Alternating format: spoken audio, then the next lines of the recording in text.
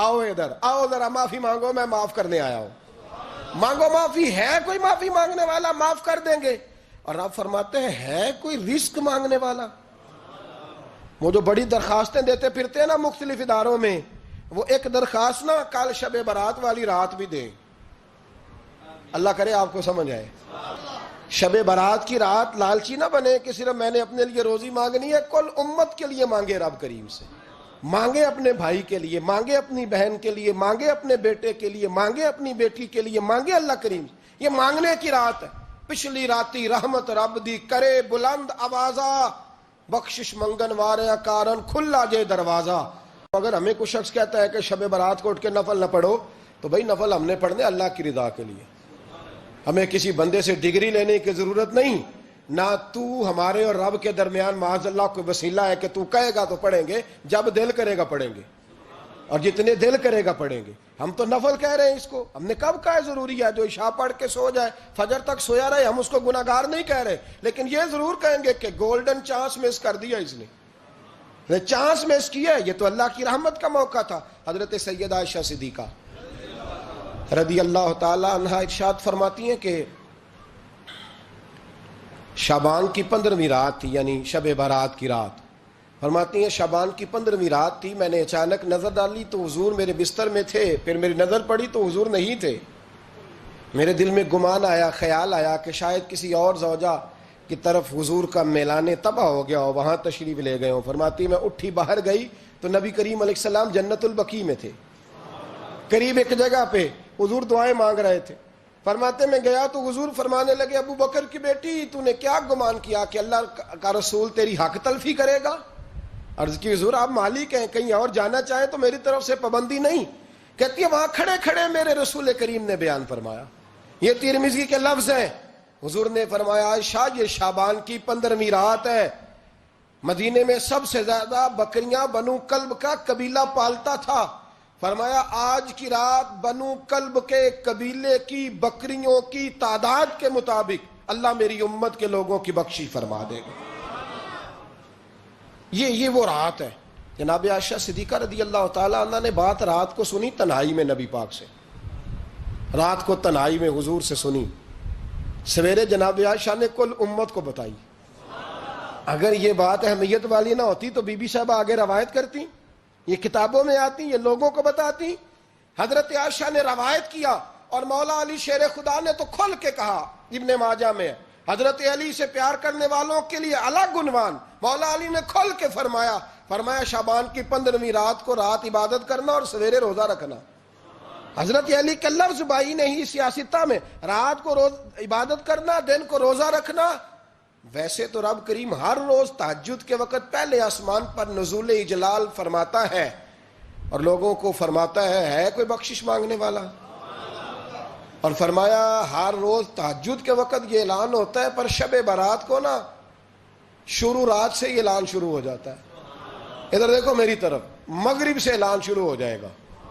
اللہ کرے آپ کو سمجھ آئے، اللہ کرے آپ کو۔ اور بھائی یہاں بار لوٹ سیل لگ جائے، یہاں ابھی سیل لگ جائے، 5000 والا جوڑا 1500 میں، تو رش ختم ہوگا۔ اور بھائی اگر یہ لگ جائے، چلو یہ تو دور کی بات ہے نا، ہم تو لنگر والے لوگ ہیں، اگر لنگر کا اعلان ہو جائے کہ بڑا تگڑا ہے، بڑا تگڑا، ہمارے ہاں تو شادی کی روٹی کھلتی ہے تو لوگ آخری روٹی سمجھ کے کھاتے ہیں، تو شاید اللہ ماشاءاللہ یہ آخری ہے، اس کے بعد نہ ملے گی۔ جب اعلان ہوتا ہے اور دعوت ہوتی ہے کہ کھلا ہے جی کھاؤ، کیا حشر ہوتا ہے، کیا انداز ہے۔ مولا علی شیر خدا حدیث روایت کرتے ہیں، رنگ کیا ہے؟ فرمایا باقی راتوں میں نا تھوڑا سا پیکج ہوتا ہے، تھوڑا سا، آخری حصے میں رات کے شب برات کو نا رات چڑھتے ہی اللہ پہلے آسمان پر جو اس کی شان کے لائق ہے نزول جلال فرماتا ہے، اور پہلا جملہ یہ فرماتا ہے کوئی معافی مانگنے والا؟ اللہ کرے آپ کو سمجھ آئے، یعنی معافی دینے والا کہہ رہا ہے چلو آؤ ادھر، آؤ ذرا معافی مانگو، میں معاف کرنے آیا ہوں۔ مانگو معافی، ہے کوئی معافی مانگنے والا؟ وہ جو کہتے ہیں نا بڑی بڑی کمپنیوں میں نے اپلیکیشن جمع کرائی ہے تو کہیں کام نہیں بن رہا، تو نسخہ دے رہا ہوں، ایک اپلیکیشن کل رات بھی جمع کراؤ، انشاءاللہ کام بن جائے گا۔ اور میں نہیں کہہ رہا، مولا علی شیر خدا فرما رہے ہیں، اور وہ خود نہیں فرما رہے، وہ نبی پاک کا فرمان نقل کر رہے ہیں۔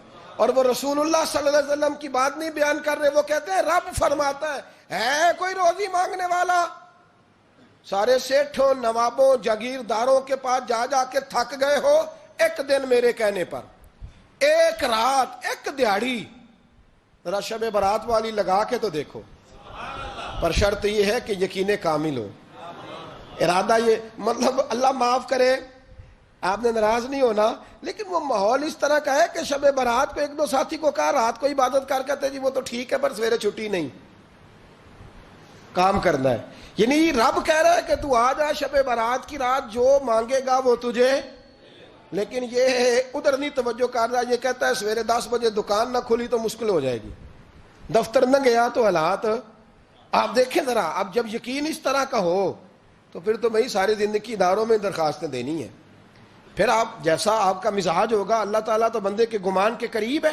تو میرے رسول پاک علیہ السلام نے ہمیں یہ میسج دیا، پیغام دیا، فرمایا اس رات جو اولاد مانگے گا رب اسے بھی عطا فرمائے گا، اس رات جو اللہ سے بخشش مانگے گا اللہ اسے بھی دے گا، اس رات جو رب کریم سے عزت مانگے گا اللہ اسے بھی عطا کرے گا۔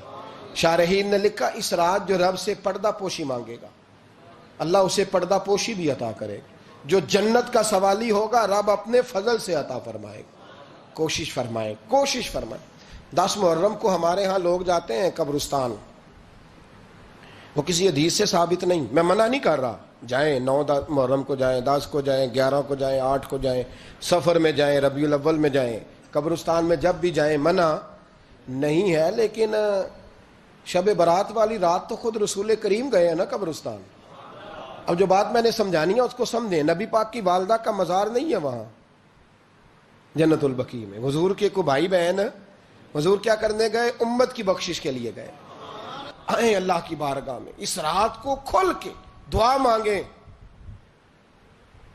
قبرستانوں میں نا کچھ قبریں ایسی ہیں کہ جو بتاتی ہیں کہ سالوں بیت گئے ہیں کوئی آیا نہیں، کچھ قبریں بتاتی ہیں، اور کچھ بڑے قبرستان بڑے شہروں میں ایسے بھی ہیں کہ جن کا گورکن کہتا ہے کہ مجھے کمیٹی نے کہہ دیا ہے جہاں 4-5 سال کوئی نہ آئے وہاں نئی قبر بنا دیا کرو، وہاں نئی قبر بن جاتی ہے معاذ اللہ۔ او بھائی کچھ ہیں ایسے، کچھ ہیں، یہ جائیں نا اکبر بادشاہ یہاں لیٹا ہے لاہور میں، تو شعر لکھا ہوا ہے، بر مزارے ماں غریباں نے گلے پروانہ سوزز نے صدائے بلبلے، فارسی کا مقولہ لکھا ہے اس کی قبر پہ، کہتا ہے میں وہ غریب ہوں، اعلیٰ بادشاہ ہے مقبرے میں لیٹا ہے، کہتا ہے میں وہ غریب ہوں کہ نہ یہاں کوئی پروانہ آتا ہے نہ بلبل آ کے گیت گاتی، کوئی آتا ہی نہیں، کوئی فاتحہ نہیں پڑھتا، کوئی فاتحہ نہیں پڑھتا۔ او بھائی کئی قبریں ایسی ہیں جن پہ سالوں بیت گئے کوئی لوٹا نہیں، اور مشکات میں حدیث ہے، میرے نبی کریم علیہ السلام نے فرمایا جو قبر میں ہوتا ہے وہ تو اس آدمی کی طرح ہے جو دریا میں ڈوب رہا ہے اور وہ انتظار کر رہا ہے کہ میرا بیٹا میرے لیے دعا مانگے، میری بیٹی دعا مانگے، پر بیٹے کو تو 27 سال ہو گئے، ملک سے باہر ہے، کاغذ بنے گے تو ابے کی قبر پہ آئے گا نا، اس کے تو کاغذات ہی نہیں مکمل ہو رہے، وہ بیٹے کو تو مشکل ہے بڑی، وہ تو کاغذات نہیں بن رہے، وہ تو دولت کا مطالبہ پورا ہوگا تو جبھی وہ کام ہوگا نا، انتظار ہو رہا ہے قبروں میں میرا بیٹا دعا کرے، میرا بھائی دعا کرے، اور اگر بچہ دفن ہے تو وہ کہتا ہے میری ماں دعا کرے، میرا باپ دعا کرے۔ کوشش کریں شب برات بعد از مغرب یہ رواج پیدا کریں، یہ رسول اللہ کا طریقہ ہے صلی اللہ علیہ وسلم، قبرستان میں جائیں اور جا کر کے وہاں اللہ تبارک و تعالیٰ سے دعا مانگیں کہ یا اللہ جو اس قبرستان میں لیٹے ہیں وہ بھی، اور جو آج تک کلمہ پڑھنے والے دنیا سے گئے وہ بھی، اور جو قیامت تک جائیں گے وہ بھی، اے اللہ تو سب کی بخشش فرما دے۔ اللہ کی رحمت کو محدود نہ کریں کہ صرف مجھے بخش دے، اسے کہیں یا اللہ کل کی بخشش فرما۔ ساری امت کے لیے دعا کریں، شب برات کی رات نفل پڑھیں۔ ہمارے ہاں محفل ہوتی ہے ہر سال الحمدللہ، بڑے شوق سے بڑا خوبصورت ہم اہتمام کرتے ہیں، لیکن میں اکثر دوستوں سے کہا کرتا ہوں کہ جن کو اکیلے میں نفل پڑھنے میں مزہ آئے وہ اکیلے میں پڑھیں۔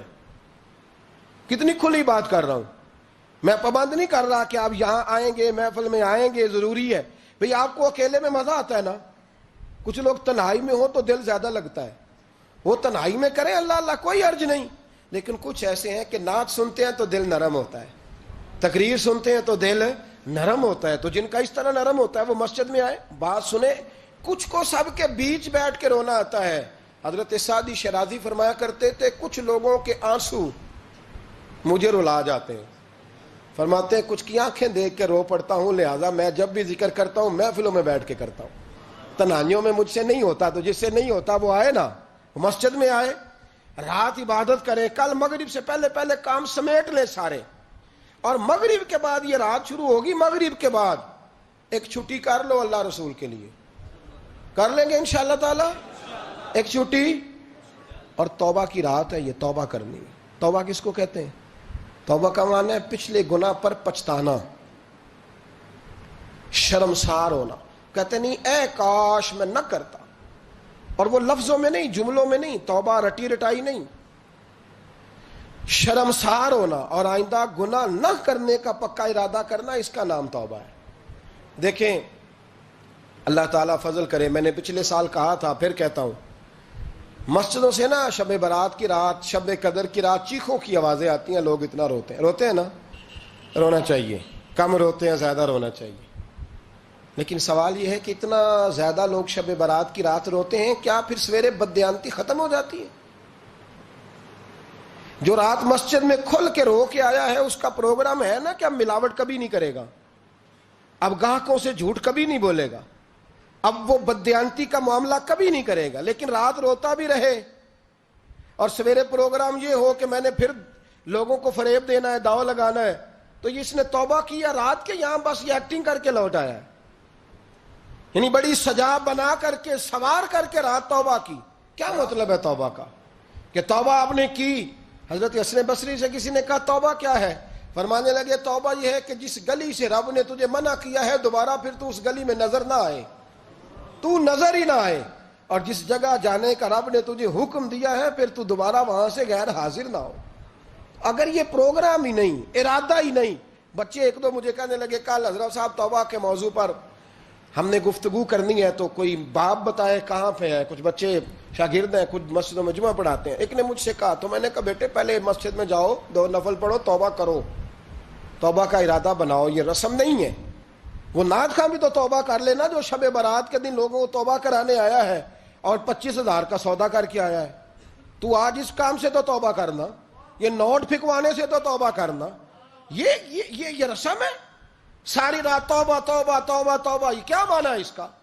کیا مطلب کریں؟ امام غزالی فرماتے ہیں کہ ایک آدمی بادشاہ کا گارڈ تھا, سپاہی تھا, اس کا پہرے دار تھا, نگرانی کرتا تھا, بڑی وفاداری سے نوکری کرتا رہا. بادشاہ نے اسے تنخواہ کے علاوہ بھی بڑا نوازا. اسے بادشاہ نے بڑے الاؤنسز دیے, بادشاہ نے بڑا کچھ دیا, مکان دیا.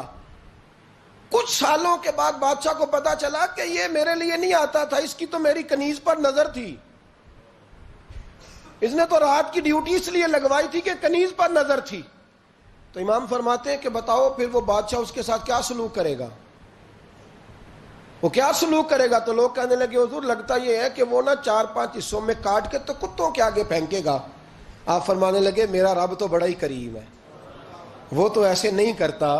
لیکن بتلاؤ اگر اسے پتا چلے کہ یہ رسم کے لیے آیا ہے, اس کی تو نظر ہی مال پہ ہے, یہ تو سویرے بدلے گا نہیں, یہ تو دھوکہ دے رہا ہے, یہ تو توبہ کرنے آیا ہی نہیں, اس نے تو ڈھونگ رچایا ہے, اسے تو پہلے سے خبر ہے. تو پھر تم کیا امید رکھتے ہو؟ پھر کیا رویہ رکھتے ہو؟ شب برات کی رات دھاڑے مار مار کے رونا اور صبح اسی طرح دھوکہ دینا, اسی طرح فریب کرنا, اسی طرح جھوٹ بولنا, اسی طرح بددیانتی کرنا, اسی طرح لوگوں کو لوٹنا. تو یہ رسم نہیں ہے توبہ. توبہ تو بدل جانے کا نام ہے, توبہ تو پھر سنور جانے کا نام ہے. توبہ تو اس طرح ہے جس طرح حضرت ابراہیم ابن ادھم نے کی تھی. وقت کے بادشاہ تھے, بادشاہ جب توبہ کی تو پھر ہر چیز چھوڑ دی, پھر مال لوگوں میں بانٹ دیا اور پھر ٹاٹ کا لباس پہن کر زندگی گزاری. لوگوں نے کہا حضور یہ تبدیلی ہے. فرمایا تبدیلی نہیں, یہ میری توبہ ہے, یہ میری توبہ ہے. جب توبہ کی تو پھر بدل کے کی, جب توبہ کی تو پھر تبدیل کیا آپ نے. یہ کیا توبہ ہوئی؟ ساری رات روتے رہے, سویرے دکان پہ جا کے پھر قسم اٹھائی کہ مجھے تو پڑتا ہی 11,000 کا ہے. یہ توبہ ہے؟ تو آپ نے اور میں نے توبہ کرنی ہے تو انشاءاللہ تعالیٰ اس طرح کرنی ہے کہ پھر 15ویں شعبان کو بدل جائے. یہ جو موقع آتے ہیں نا شب برات کے, شب قدر کے، یہ بنیادی طور پر اللہ تعالیٰ کی طرف سے دی ہوا موقع ہوتا ہے کہ چلو تمہیں چانس دیتے ہیں، تمہیں چانس دیتے ہیں، پابندی کوئی نہیں، لیکن رب کی طرف سے نا موقع ملتا ہے، چلو تمہیں ایک موقع دیتے ہیں، چلو اپنے آپ کو کلیئر کر لو، تمہیں موقع دیتے ہیں۔ یا اللہ کیا کرے، کچھ بھی نہیں، آ کے نا سچے دل سے 2 رکعتیں پڑھ کے توبہ کرو، عرش کا مالک پچھلے سارے معاف کر دے گا۔ کچھ بھی نہیں، آؤ موقع ہے۔ ان لوگوں کی باتوں پہ نہ جائیں جو بلا وجہ پریشان کرتے ہیں، ہمیں بھی روز ہی سوال آتے ہیں، دل نہیں کرتا، کچھ باتیں ایسی ہیں جو کرنے کو طبیعت نہیں چاہتی، میں کروں گا بھی نہیں۔ لوگوں کو شب برات کا حوالہ بھی نہیں مل رہا، حالانکہ ترمذی شریف میں حدیث موجود ہے، صحاح ستہ کی روایت ہے، ترمذی میں موجود ہے۔ پہلے کہتے ہیں صحاح ستہ سے دکھاؤ، جب صحاح ستہ سے مل گئی تو اب اور کدھر جانا ہے؟ اور ابن ماجہ میں موجود ہے مولا علی کی روایت، اور ذرا ترتیب دیکھیے گا، یہ ترمذی کی حدیث ہے، امام ترمذی نے تو پورا باب باندھا ہے 15ویں شعبان پر، پورا باب۔ اب تمہاری مرضی ہے، اگر تم نئی بات کو سمجھنا چاہتے۔ اور مجھے پتا کیوں یہ شب برات کیا لگتا ہے، مجھے کبھی کبھی یوں لگتا ہے کہ رب فرماتا ہے کہ رمضان سے 15 دن پہلے ہی پکی سچی توبہ کر لے، تیاری کر، پاک صاف ہو جا، تاکہ جب رمضان آئے نا تو پھر تجھے پاک ہونے کی ضرورت نہ پڑے، بس پھر تو آتا جائے اور میں تیرے اوپر رحمتیں نچھاور کرتا جاؤں۔ بس تو پہلے ہی تیاری کر، 15 دن پہلے ہی، 14 دن پہلے تیار ہو جا۔ کل رات اپنے آپ کو ذہنی طور پر تیار کریں، بچوں کو تیار کریں، گھروں کو تیار کریں۔ اب جب مہمان آتے ہیں نا بڑا کچھ کرتے ہیں، شب برات آئے تو مصلی ایک دفعہ دھویا کریں، ایک دفعہ مصلی دھویا کریں۔ فرش دھوتے ہیں نا، مہمانوں نے آنا ہے تو ایک کمرے کا فرش دھو کے صاف کریں کہ خواتین نے یہاں ساری رات نماز پڑھنی، یہ ارادے بنائیں۔ جس طرح آپ کہتے ہیں نا رات کو سفر کرنا ہے تو دوپہر میں تھوڑا آرام نہ کر لوں تو کل دوپہر میں آرام کر لیں، تاکہ رات کو رب رب کرنا آسان ہو جائے، اللہ کی بارگاہ میں بیٹھنا آسان ہو جائے۔ مکمل طور پر ذہنی طور پر اپنے آپ کو تیار کریں۔ یہاں بھی محفل ہوگی انشاءاللہ، عشاء کے متصل بات شروع ہو جائے گی، 12 بجے تک محفل چلے گی، پھر 12 بجے کے بعد نماز تسبیح پڑھی جائے گی، پھر 1 بجے پھر دوبارہ آپ کو اجازت دی جائے گی، کوئی انفرادی طور پر گھنٹہ سوا اپنی الگ سے کوئی عبادت کرنا چاہے تو وہ تب بھی ممکن ہو، جیسے آپ کو موقع بنے۔ میں کہہ چکا ہوں، لیکن وقت ضائع نہ کرنا، گولڈن چانس ہے، اس کو مس نہ کرنا، یہ شب نجات ہے، اس کے ضرور قریب جانا۔ رب کریم سمجھنے کی توفیق عطا فرمائے۔ آخر دعوایا ان الحمدللہ رب العالمین۔